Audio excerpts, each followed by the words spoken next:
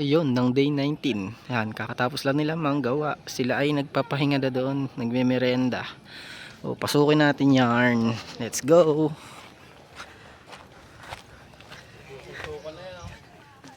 Opya. Oy, nagbibiga na sila. Opya. So dito ay yun oh. Na ano na nila yun oh, kompleto na. Ito na lang kabilang side. Ito na lang. Yan, ito na lang ang hindi pa nagagawa dito sa kwarto. Dito sa kabila ay kompleto na din. Sa banyo to. Ay, hindi pa pala. Ito pa pala. Itong side na to ay hindi pa nagagawa. Pero kompleto na yung buong gilid, no? Buong paligid ay okay na. Tapos dito naman sa may master's bedroom, ito ang kulang. Yan. Dako tayo dito. Hapya. So dito naman sa kwarto ay uy, dumami lang pa ng baka. So yan, nilagyan na dito. Ito na lang konti dito. Tapos ito palibot. Kabanyo, wala pa nalalagay na biga. Hapya. Hapya. Hapya. O yan. Ito yung sa kitchen, no. So sabi nila nabuhusan na daw to. So tignan natin.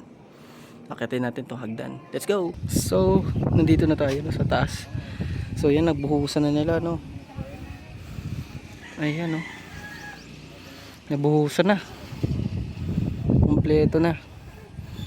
Ang kulang na lang ay ito, biga. Biga na lang, no. So ito yung pinaka progress nila na nagawa ngayong day 19. Ito yung floor nito. Ito ay taas ng kitchen at taas ng garahe. So ito ay parang magiging pwedeng tambayan sa taas, no. O ayan. Okay na, okay, no. So baba naman tayo. Tingnan natin yung likuran. Let's go. O yan. Kompleto na. Ito yung backside, no. So tignan natin yung dinukal nila na balon. Dakuin natin kanilang progress dito sa balon. Tingnan natin. Ayun, oh, mas lumalim na. Labo. Labo. Basta kita nyo naman malalim eh. Basta yan. Lalim na, no. Holy. Dami na ng pamambak dito. So yun lamang ang kanilang malaking progreso ngayong day 19. Yung pagtatambak nila doon sa pabubong, no. So kita na lang tayo bukas sa day 20. Let's go.